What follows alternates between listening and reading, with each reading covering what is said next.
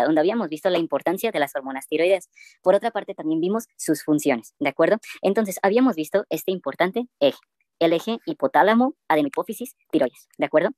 Entonces, esto era muy importante, ¿por qué? Porque esto me iba a llevar a la formación de estas dos importantes hormonas, T3 y T4, ¿de acuerdo? Y habíamos visto que hay una enfermedad donde puede haber deficiencia de estas hormonas, que ¿cómo se llamaba esa enfermedad? ¿Cuál era la principal causa de hipotiroidismo?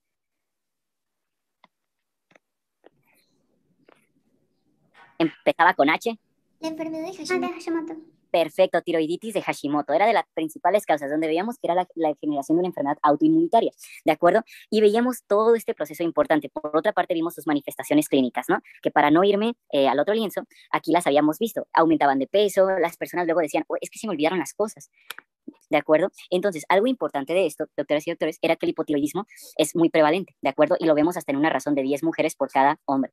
Entonces, por otra parte, también veíamos que estos pacientes luego se confunde el diagnóstico con ¿qué? Con un diagnóstico con depresión, ¿de acuerdo? Entonces, lo importante es empezar a hacer ¿qué? Diagnósticos diferenciales. Ahora vamos a la otra cara de la moneda, ¿de acuerdo? Ahora vamos al hipertiroidismo, que esta va a ser muy sencilla, porque ustedes ya comprendieron el hipotiroidismo, ¿de acuerdo? Ahora, el hipertiroidismo, ¿cómo se define, doctoras y doctores? Se va a definir como una cantidad excesiva de hormonas tiroideas sobre los tejidos del organismo, ¿de acuerdo? Ahora, ¿qué me interesa aquí? Vamos a tener que puede estar en el 1% de la población y también más frecuente en ¿dónde? En mujeres. Y vamos a ver que la causa más frecuente de hipertiroidismo, ojo, aunque hay más, ¿de acuerdo? Va a ser la enfermedad de Graves. Entonces, les decía, la enfermedad de Graves va a ser una de las causas, ¿de acuerdo? Si no es que la causa más frecuente, ¿vale? Ahora, ¿qué es importante? Recordar cómo era el eje, ¿de acuerdo? El eje hipotálamo, hipófisis, tiroideo. Entonces, nada más aquí, recordando, teníamos que el hipotálamo, ¿qué hormona me secretaba el hipotálamo? Perfecto, TRH, ¿no? Que era la hormona liberadora de tirotropina, que esta me iba a llevar a la hipófisis y yo iba a secretar ¿qué? Yo iba a secretar TSH, ¿de acuerdo? Y esta me iba a estimular a mi glándula tiroides, ¿de acuerdo? Y posteriormente yo tenía aquí mis hormonas T3 y T4, ¿de acuerdo? Entonces, esto es muy importante, doctoras y doctores, porque ahora lo que vamos a tener es lo siguiente. La enfermedad de Graves, ¿en qué consiste? La enfermedad de Graves es lo siguiente, ¿vale? La enfermedad de Graves es una enfermedad autoinmunitaria. ¿Se acuerdan que aquí lo importante es recordar que en las enfermedades autoinmunitarias principalmente van a estar mediadas por anticuerpos? Entonces, en la enfermedad de Graves, los pacientes secretan anticuerpos, ¿de acuerdo? Secretan anticuerpos, pero estos anticuerpos lo que van a hacer es que van a estimular, estimulando a la TSH, ¿de acuerdo? A los receptores de TSH. Entonces, son anticuerpos, ¿de acuerdo? Son anticuerpos que estimulan al receptor de TSH. Y la TSH hay que recordar su nombre. Es hormona estimulante de la tiroides, de hormonas tiroideas. Entonces, si tenemos que vamos a estar estimulando el receptor de TSH, ¿qué vamos a tener? ¿Mucha T3 y 4 o poca T3 y T4? Mucha, efectivamente. Entonces, estas van a aumentar, estas hormonas. Entonces, me va a dar un ¿qué? Me va a dar un hipertiroidismo. ¿De acuerdo? Entonces, la enfermedad de Graves, fíjense aquí cómo está estimulando un receptor, a diferencia de la tiroiditis de Hashimoto, que veíamos que eran anticuerpos que provocaban mecanismos de lesión contra las células foliculares de la tiroides. ¿De acuerdo? Entonces, eso es algo bien importante. La enfermedad de Graves la van a estar viendo constantemente, ¿vale, doctoras y doctores? La van a ver en endocrino, luego la pueden hasta revisar en gineco, entonces es algo muy importante. También en pedia, luego uno la revisa ligeramente. Entonces, eso me interesa que vaya bien claro, ¿vale? Ahora fíjense, tenemos muchas causas. La causa principal ya dijimos que era la enfermedad de Graves, ¿de acuerdo? Y ojo, un término que se utiliza de manera indistinta con hipertiroidismo, ¿de acuerdo? Se le conoce como tiroxicosis, ¿de acuerdo? Cuando ustedes escuchen, es que tuvo una tiroxicosis, es que quiere decir que tuvo un hipertiroidismo. En la práctica clínica, se utiliza de manera indistinta, ¿de acuerdo? Entonces, aquí, tirotoxicosis, ¿de acuerdo? Entonces, cuando ustedes escuchen tirotoxicosis, se refieren a un hipertiroidismo, ¿vale? Ahora fíjense, vamos a ver que no solamente hay enfermedad de Graves, ¿de acuerdo? También hay otras causas, por ejemplo, tiroiditis. Hay causas infecciosas que también pueden tener un estado proinflamatorio de la tiroides, ¿de acuerdo? Por otra parte, también tenemos alteraciones oncológicas, podemos tener cánceres, ¿de acuerdo? Ahora, esto es importante porque nuevamente se tiene que hacer un buen diagnóstico diferencial para tratar cada una. Ahora, otra que les viene muy frecuente, ¿de acuerdo? Después de la enfermedad de Graves, es el bocio multinodular, ¿de acuerdo? Y que ahorita vamos a ver qué es ese del bocio, ¿de acuerdo? Bocio multinodular tóxico, ¿vale?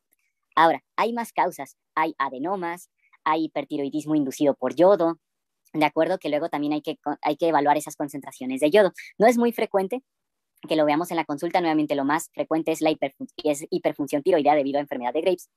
Sin embargo, si alguien de aquí se interesa por endocrinología o está en un instituto donde traten muchas enfermedades endocrinológicas, ahí sí va a ser frecuente, ¿de acuerdo? Esto es bien importante porque luego decimos nosotros, es que no es frecuente. Claro, va a depender mucho del instituto o del hospital donde ustedes se encuentren, ¿de acuerdo? Ahora sí, vamos a ver cómo es la manifestación clínica. Vamos a ver que la manifestación va a ser ¿qué? Va a ser lo opuesto al hipotiroidismo. De aquí, ¿de acuerdo? Ahora, aquí, debido a que hay un aumento de las hormonas tiroideas, va a haber una intolerancia al calor. Entonces ahí tenemos al pacientito, a la paciente, con su abanico, ¿de acuerdo? Debido a esta alta producción del metabolismo tiroideo, ¿de acuerdo? Ahora, por otra parte, ¿qué vamos a ver? El exoftalmos. El exoftalmos se debe a qué? A que estamos teniendo mucha concentración de T3 y T4. ¿Se acuerdan T3 y T4? ¿Cuál era su función en el músculo? Perfecto, catabolismo muscular. Entonces empieza el catabolismo muscular también en donde, en los músculos superiores del párpado, ¿de acuerdo? Entonces este catabolismo muscular empieza a desgastar estas zonas y fíjense, empieza a los ojos a aparecer más como si se estuvieran saliendo, ¿no? Luego les dicen pacientes como con ojos saltones, ¿no? Y pero vamos a tener aquí en un paciente, fíjense este paciente, ¿de acuerdo? Entonces, esta paciente presenta exoftalmos, ¿de acuerdo? Ahora, por otra parte, ¿qué vamos a ver también? Vamos a ver taquicardia, ¿de acuerdo? Esto va a ser bien importante, la taquicardia, porque puede elevarse demasiado. Ahora, la taquicardia es importante porque nosotros también tenemos una frecuencia cardíaca máxima. Tenemos algo que se llama es una frecuencia que rebasando ese límite, nosotros llegamos al paro cardíaco, ¿de acuerdo? Entonces, tenemos la taquicardia. Por otra parte, también tenemos pérdida de peso, ¿vale? Si se fijan, es todo lo opuesto a qué, al hipotiroidismo. Entonces, a mí me interesa que desde ahorita, doctoras y doctores, ustedes comiencen a hacer un buen diagnóstico de todo esto. ¿Por qué? Porque van a ver que más adelante esto es importante que ustedes ya lo lleven así como en cuanto lo vean, digan, estas son las características, para que no tengan específicamente, que no tengan que esperarse a ver una tabla o hacer una comparación o se lo aprendan en bruto, ¿de acuerdo? Ahora, por otra parte, también vemos en las pacientes diarrea, ¿vale? O también alteraciones menstruales, ¿de acuerdo? Podemos ver amenorrea, ¿vale? Entonces, esas son las principales, ¿vale? Por otra parte, también lo vemos que aparte de la pérdida del peso, también empieza a haber un estado de caquexia, que es pérdida muscular, ¿de acuerdo? Pérdida muscular. Y en algunos casos se puede ver edema. Entonces, les digo, esto es importante porque nuevamente esto se puede también deber a nódulos, se puede deber a procesos oncológicos y principalmente a la enfermedad de Graves, ¿vale? Ahora, ya ahorita estamos aprendiendo a distinguir un hipertiroidismo de un hipotiroidismo, ¿de acuerdo? Algo muy importante, ¿de acuerdo? Nada más aquí les quería poner el bocio multinodular tóxico. Este principalmente es en pacientes ancianos, ¿de acuerdo? Entonces, para que puedan hacer ahí su diagnóstico. Y otra cosa que les dije, pero no lo anoté, el exceso de yodo, ¿de acuerdo? Exceso de yodo. Que lo pueden ver en la nomenclatura, ¿de acuerdo? Si a alguien le interesa más este tema, como yod bezo. Esto quería decirles también. Ahora, les decía, lo más importante en esto es que ustedes empiecen a hacer su diagnóstico diferencial. Hay muchas causas, ¿de acuerdo? Algo importante que les quería decir es que ya vimos hipotiroidismo e hipertiroidismo. Estas son cuestiones muy importantes de analizar en muchas etapas de la vida, desde el congénito, desde en el embarazo, ¿de acuerdo? ¿Por qué? Por eso hacemos nosotros también el tamiz neonatal. En el tamiz vamos a ver que evaluamos también enfermedades como la ausencia de hormonas tiroideas. ¿Y esto es por qué? Porque ya vimos también que si no hay hormonas tiroideas, ¿qué ocurre? No hay neurogénesis, no hay maduración del sistema nervioso central. Entonces, si el niño no está teniendo las correctas hormonas tiroideas, ¿qué puede pasarle? Puede generar una discapacidad, ¿de acuerdo? Entonces, por eso les digo que esto es muy importante, que es un tema muy amplio en verdad, tiroides, pero eso ya lo van a ir viendo más en endocrino. Pero si ya llegan desde ahorita conociendo las hormonas, conociendo en qué consiste, ya es más ameno, ¿vale? Ahora sí, vamos a ver qué ocurre. Cuando nosotros estamos en la sospecha diagnóstica, ¿de acuerdo? En la sospecha diagnóstica del hipertiroidismo, entonces lo que tenemos que realizar nosotros es ¿qué? Es la evaluación del paciente.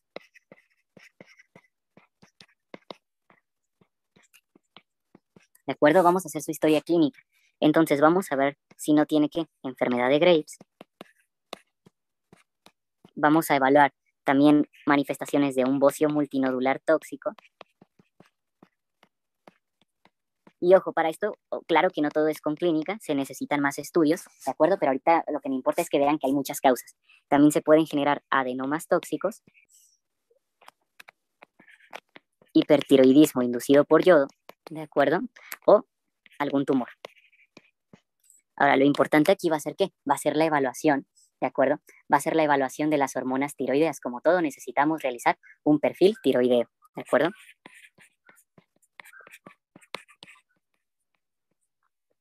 Y posteriormente, ¿de acuerdo? Y posteriormente ya realizar estudios de diagnóstico adicional. Si vemos nosotros que ya tiene las hormonas tiroideas principalmente, va a haber una hiperestimulación de los receptores de TSH, empezamos a ¿qué? Realizar más estudios, ¿de acuerdo? Para descartar que no sean otras causas, ¿vale? Ya vamos a ver que se pueden evaluar con con anticuerpos, se pueden hacer otros estudios de imagenología. De esta manera me va a permitir tener un panorama más grande, ¿de acuerdo? Del hipertiroidismo. Se puede realizar perfil tiroideo entonces, anticuerpos antitiroideos, ultrasonido, gamagrama, varias causas, ¿de acuerdo? Perdón, varios estudios. Lo importante es que ahorita ustedes ya empiecen a pensar en ellos. Perfil tiroideo, anticuerpos, ultrasonido,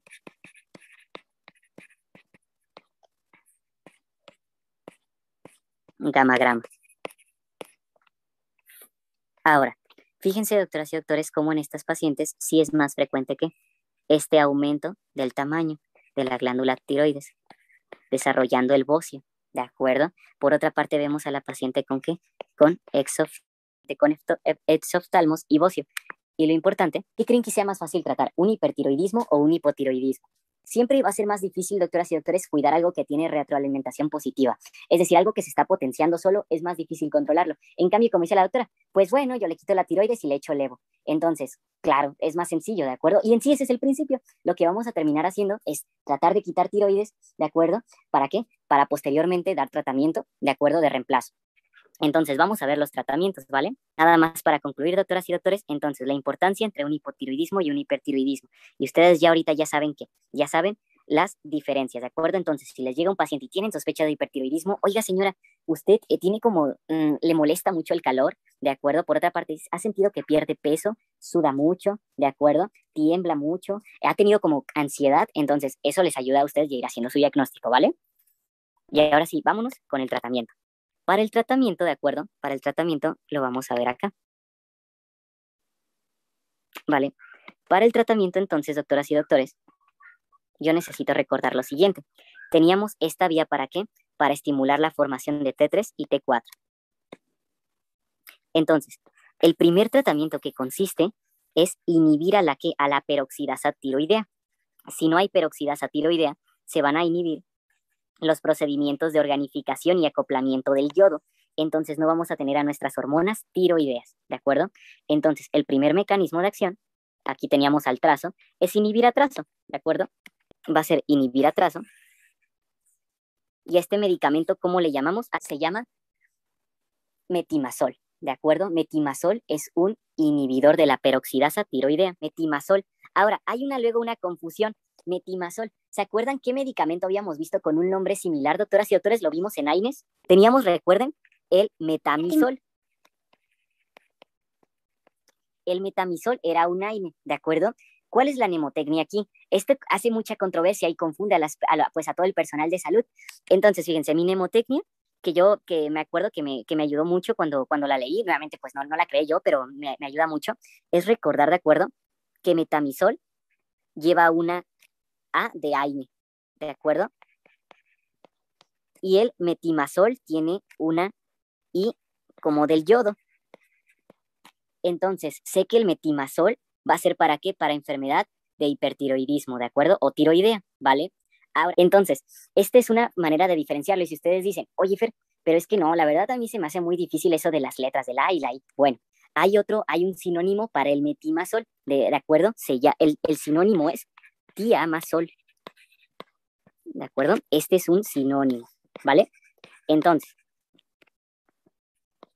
muy importante y es importante que entonces cuando ustedes vean que les van a dar medicamentos, también vean el compuesto activo, ¿de acuerdo? Por este problema que luego hay con la nomenclatura de los nombres, ¿vale? Ahora sí, veremos al metimazol. Entonces decimos que el mecanismo de acción, inhibidor de quién? De la peroxidasa tiroidea, ¿vale? Ahora, ¿cuál va a ser el efecto de inhibir a la TPO? Perdón, inhibir a la peroxidasa tiroidea, o su nomenclatura en inglés, la TPO, ¿de acuerdo? Pues entonces lo que vamos a tener es que se va a inhibir la formación de hormonas tiroideas, ¿de acuerdo? Disminuye la formación, la flechita hacia abajo, disminuye la formación de hormonas tiroideas.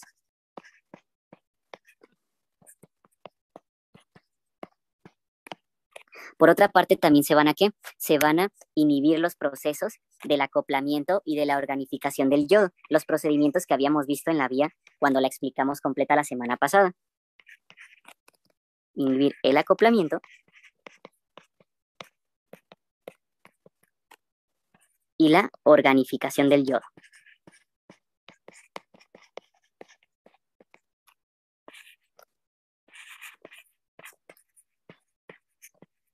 ¿De acuerdo?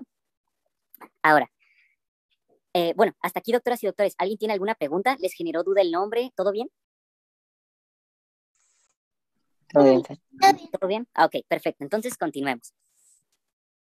Vamos a ver ahora farmacocinética importante del yodo, del metimazol, me quedé con la última palabra, es que la unión a proteínas plasmáticas es muy baja.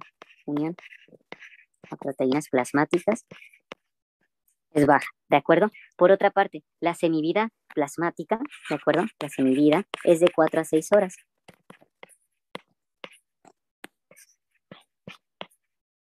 ¿De acuerdo? Y la ventaja es que estos fármacos tienen la concentración de tiroides, es decir, los efectos adversos se pueden disminuir por esta razón. Es un fármaco que se concentra en la glándula tiroides. Ahora, por otra parte, una de las causas por las que se da este fármaco, ¿de acuerdo? Es que la dosificación es menor, ¿de acuerdo? Con 1 o 2 veces por dosificación por día, es excelente y está indicada, es una excelente terapia, ¿de acuerdo? De 1 a 2 veces por día es la dosificación. Hay otro tipo de medicamentos antitiroideos que van a ver luego, ya en endocrinología, que se llama propiltiuracilo. Sin embargo, eso ya su dosis puede ser hasta mayor debido a que su semivida plasmática es muy corta. Del propiltiuracilo es como de 75 minutos. Entonces, del metimazol a ser de 4 o 6 horas, hablando de farmacología, de farmacocinética, la ventaja de la tiroides, del metimazol, perdón, es que para la enfermedad tiroidea se puede dar 1 o 2 veces por día, de acuerdo, de tratamiento. Y les decía que esto es una ventaja más que el propiltiuracilo, que también es un antitiroideo. Por ejemplo, el propiltiuracilo se tiene que dar hasta 4 veces por día, de 1 a 4 veces, y es que su semivida es muy corta, de 75 minutos. Entonces, el metimazol, por eso también es una estrategia atractiva, ¿de acuerdo? Ahora, por otra parte, les decía que es un fármaco que se concentra mucho en tiroides y eso lo hace ventajoso, ¿de acuerdo? Fíjense, por las reacciones adversas, el hecho de nosotros disminuir las hormonas tiroideas, entonces, ¿a qué me va a llevar?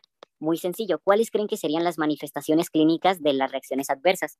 Efectivamente, se vuelve un cuadro de hipotiroidismo. Por eso les digo que es muy bonito ver el hipotiroidismo y el hipertiroidismo, porque ya hasta las reacciones adversas se hacen muy sencillas de identificar, ¿de acuerdo? Entonces, efectivamente, vamos a tener las manifestaciones de un hipotiroidismo, ¿de acuerdo? Si lo estamos dando en una dosis muy alta.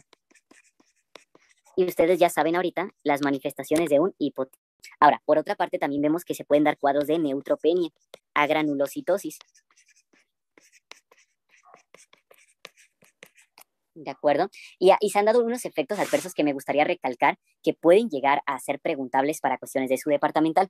¿De acuerdo? Se ha visto también que puede dar dolor articular. ¿De acuerdo? Puede dar artralgias. Dolor articular.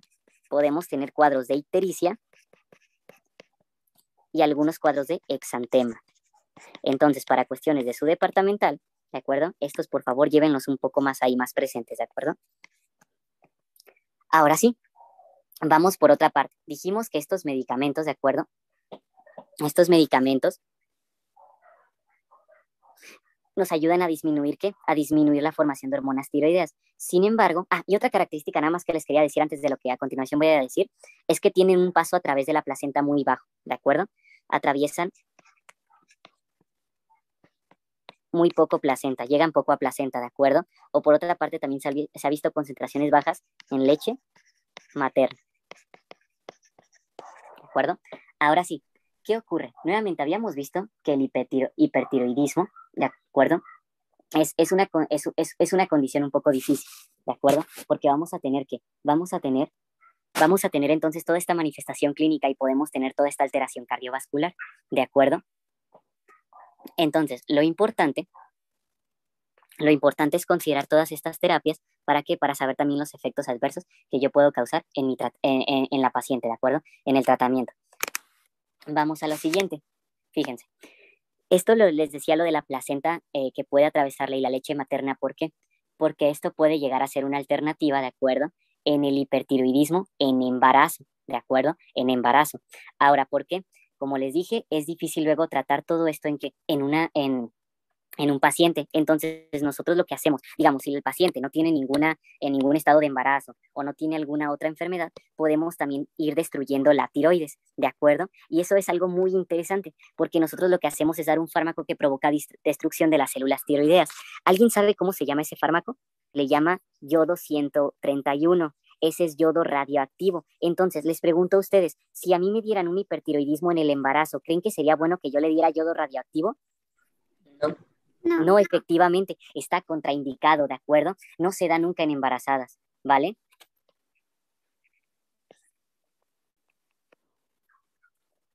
Fíjense, vamos a ver yodo 131, ¿de acuerdo?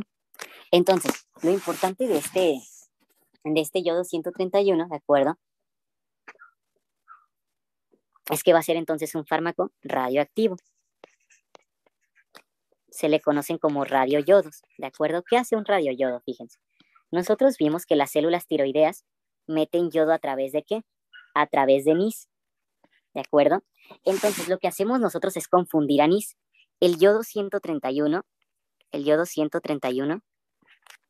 entra por NIS. Entonces, cuando entra por NIS, ¿vale? Por el simporte sodio-yodo, ¿qué ocurre? Empieza a generar sus mecanismos de toxicidad, ¿de acuerdo? Es algo importante esto porque se conoce que es un medicamento que en cuanto entra aquí, va a entrar aquí a la glándula tiroides, va a generar lo siguiente. Va a generar emisión de rayos gamma. Entonces, estos rayos lo que van a ir provocando es tanto daño a la tiroides que la van a ir destruyendo. Emisión de rayos gamma. ¿De acuerdo? Entonces, esto es algo muy importante porque esta emisión de rayos gamma, y también se ha descrito que puede realizar rayos beta, ¿de acuerdo? Lo que van a provocar es la destrucción tiroidea. Y al final lo vamos a llevar a la paciente a que esté en un hipotiroidismo. Y ahora sí, que sea más fácil de tratar, ¿de acuerdo? Ahora, respecto a la pregunta de ahorita, ¿puede existir un desapego al tratamiento por el aumento de peso? Sí, pero normalmente cuando en estos pacientes, de acuerdo, si uno les dice los efectos adversos que pueden tener, normalmente por el estado de salud en el que se encuentra, no suelen dejar el fármaco por esa sola razón. Normalmente son efectos adversos un poco más severos si los llegaran a generar el desapego en el tratamiento, porque estos pacientes en verdad con esta condición sí se sienten muy mal, ¿de acuerdo? Entonces, ahora, algo importante, este medicamento, hablando de su farmacocinética, es que normalmente se da en una sola dosis, ¿de acuerdo? Y el efecto va a estar presente de 1 a 2 meses. Y esto es algo muy interesante, doctoras y doctores, esto de los medicamentos de este tipo como isótopos, ¿de acuerdo? Aquí nada más me faltó que el yodo radioactivo es un isótopo. Y todos conocemos el caso, por ejemplo, de Chernobyl, ¿de acuerdo? Y en Chernobyl tuvimos una emisión, una emisión de rayos, ¿no? De radiación, ¿de acuerdo? Por una falla nuclear que había en uno de los 4 transformadores. Entonces, lo importante es que estas personas, imagínense que estuvieron a semejante radiación, toda la exposición que tuvieron, entonces toda la destrucción celular. Por eso es que las personas, muchas desarrollaron cánceres, otras fallecieron, bueno, sí, principalmente por cánceres y alteraciones alteraciones glandulares, ¿de acuerdo? Entonces, por eso les digo que imagínense, nosotros lo utilizamos como terapia, pero es un medicamento pues controlado, ¿de acuerdo? No es como que yo vaya así solamente y diga, oh, me da yodo radioactivo, no. Por otra parte, este medicamento tiene presentaciones oral e intravenosa, ¿de acuerdo? Una sola dosis, aquí me faltó, y el efecto dura de 1 a 2 meses. Ahora, por otra parte del yodo radioactivo, nuevamente, ¿contraindicado en qué? Contraindicado en niños y en pacientes embarazadas.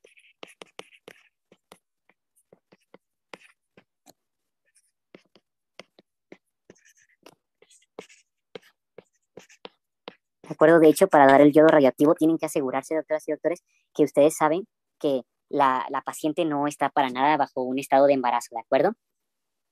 Y algo muy interesante, así nada más como detallito ahí farmacocinético, es que más del 99% de su radiación se va a emitir en los primeros 56 días. O sea, imagínense, 56 días, por eso les digo de 1 a 2 meses, va a bastar para emitir casi toda su radiación, ¿de acuerdo? Y este es un tratamiento que es un tratamiento muy útil, porque ustedes dirían, bueno, Fer, pero eso qué tan sano es que la intervención quirúrgica, cuando se va a hacer una extirpación, una tiroidectomía, ¿de acuerdo? También conlleva sus efectos adversos, ¿de acuerdo? Sus importantes efectos, bueno, más bien complicaciones quirúrgicas, ¿de acuerdo? Entonces, muchas veces para evitar esto, cuando se sabe que la complicación es riesgosa, se opta por este tipo de terapias, ¿de acuerdo? Ahora, ¿cuál es uno de los problemas?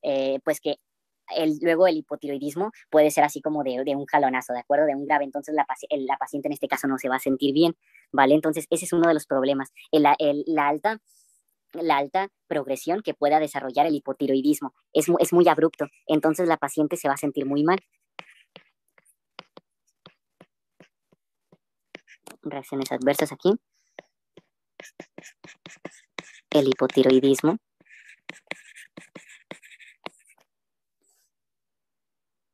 Elevado, ¿de acuerdo? Y esto se debe a eso, que el mecanismo también es muy abrupto. Ahora, algo importante es que puede haber aumento de cáncer, ¿de acuerdo? Sin embargo, no es como la principal característica, que estas personas ya tomen yodo radioactivo y así necesariamente vayan a desarrollar cáncer, pero sí se puede ver que hay un incremento pequeño, ¿de acuerdo? Por ejemplo, en el cáncer gástrico, renal y mamario, ¿de acuerdo? Entonces, eso también hay que considerarlo, ¿vale? Como les digo, para no asustarlos tampoco, no es como un cáncer que digan así, o sea, se va a desarrollar forzosamente, pero sí se ha visto un incremento, ¿de acuerdo? Cáncer gástrico, mamario y renal, ¿vale? Y eso es lo más importante de qué? Del yodo radioactivo, ¿de acuerdo?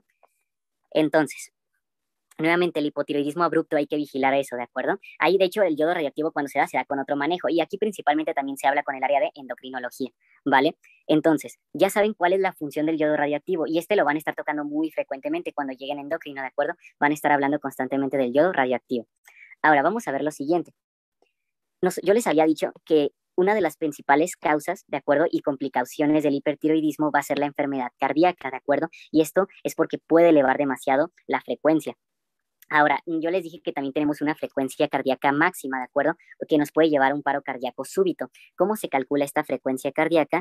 Se calcula 220 menos su edad. 220 menos su edad, esa frecuencia cardíaca es a la máxima que nosotros podemos llegar, ¿de acuerdo? Luego, por eso muchas personas, digamos, con el uso de algunas sustancias de abuso, llegan a paros cardíacos porque elevan tanto la frecuencia cardíaca, ¿de acuerdo? O algunas personas que, por ejemplo, ya tienen trastornos cardiovasculares, luego no lo saben, hacen mucha actividad física o un esfuerzo máximo, no le hacen caso a toda la sintomatología y luego pueden presentar esto, paro cardíaco súbito, ¿de acuerdo? Igual el corazón también pues tiene su límite. Entonces, nosotros también necesitamos estar vigilando la frecuencia cardíaca, ¿de acuerdo? Y para esto tenemos un medicamento que lo utilizamos. Este es muy preguntable, ¿de acuerdo? Muy preguntable para cuestiones de su departamental, porque les van a preguntar, fármaco que se utiliza para tratar la sintomatología de una tormenta tiroidea. Ok, este fármaco no ayuda principalmente a la etiología de la tiroides, solo es sintomático, ¿de acuerdo? Y va a ser un antagonista de los receptores beta. En pocas palabras, es un beta bloqueador. ¿Alguien se acuerda cómo terminaban los beta bloqueadores o cómo los reconocían ustedes? Perfecto, terminan con LOL, ¿de acuerdo? Entonces, el que vamos a usar nosotros en la práctica, propranolol, ¿de acuerdo? Este nuevamente, bien preguntable. Por favor, no se les vaya a olvidar. Propranolol, ¿de acuerdo? Ahora, ¿qué es lo que me interesa del propanolol? Pues es un beta bloqueador, ¿de acuerdo? Y es un antagonista competitivo no selectivo. Antagonista competitivo no selectivo. Es decir, que puede también antagonizar receptores beta 1 y beta 2, ¿de acuerdo? No selectivo para beta 1 y beta 2. Recordar, este tratamiento no me ayuda a la cuestión de la tiroides, solamente es un tratamiento sintomático, ¿de acuerdo? Y va a dar dado porque habíamos visto que los beta bloqueadores que provocaban, es más, para recordarlo, ¿qué provocaban? Un cronotropismo, inotropismo negativo o positivo. ¿Positivo? Ok, al ser Negativo, ¿no? Es negativo, perfecto, negativo. ¿Por qué? Porque está reduciendo la frecuencia cardíaca, está antagonizando al simpático, de acuerdo a los receptores beta. Entonces tendríamos un cronotropismo, ¿de acuerdo? E inotropismo negativo. Entonces, por lo tanto, provocamos una reducción de la frecuencia cardíaca. Por eso es que es muy útil, ¿para qué? Para hablar de la sintomatología por un hipertiroidismo. Reducción de la frecuencia cardíaca. ¿Vale? Ahora les digo, esto es muy importante porque este es el mecanismo por el que nos puede ser muy útil para los pacientes que llegan a tener una tormenta tiroidea. Nuevamente, les van a preguntar principalmente tratamiento sintomático. Ese, por favor, llévenlo porque siempre es casi pregunta, ¿de acuerdo? Ahora, efectos adversos. Vámonos a los efectos adversos. Si antagoniza, ¿de acuerdo? A los receptores beta 1 y beta 2. Es más, ustedes mismos, ¿cuáles creen que sean los efectos adversos? ¿Podría tener bradicardia? Perfecto, efectivamente, ahí van a estar bradicardia, ¿de acuerdo? Me puede llevar a una hipotensión, entonces el mismo mecanismo de acción ya me va diciendo en exceso qué me va a provocar de efecto adverso. Bradicardia, hipotensión, ¿de acuerdo? Ahora, ya los demás como edema, dificultad respiratoria, que les había dicho en los beta bloqueadores, son raros, ¿de acuerdo? Entonces nada más hay que quedarnos con los más frecuentes, que van a ser la hipotensión, la bradicardia, su mecanismo de acción. Algunos pueden llegar a presentar somnolencia, algunos pueden llegar a presentar inclusive diarreas, ¿de acuerdo? Es decir, gastrointestinales, o algunos pacientes también mucha fatiga, ¿vale? Pero nuevamente con el propranolol, con que se queden con que es un tratamiento sintomático, me doy por bien servido, ¿vale? Entonces, fíjense, ya acabamos la terapia tiroidea. Como ven, es una terapia muy corta. Entonces, a ver, en pocas palabras, para hipertiroidismo, ¿qué terapia tengo yo? Perfecto. Y para un hipotiroidismo, ¿qué doy? La levotiroxina. ¿La doy en ayuno o con alimentos? En ayuno, perfecto. ¿Vale? Entonces, listo, doctoras y doctores, ya lo tenemos, ¿de acuerdo? Ahora sí, vamos a entrar, ya acabamos farmacología tiroidea.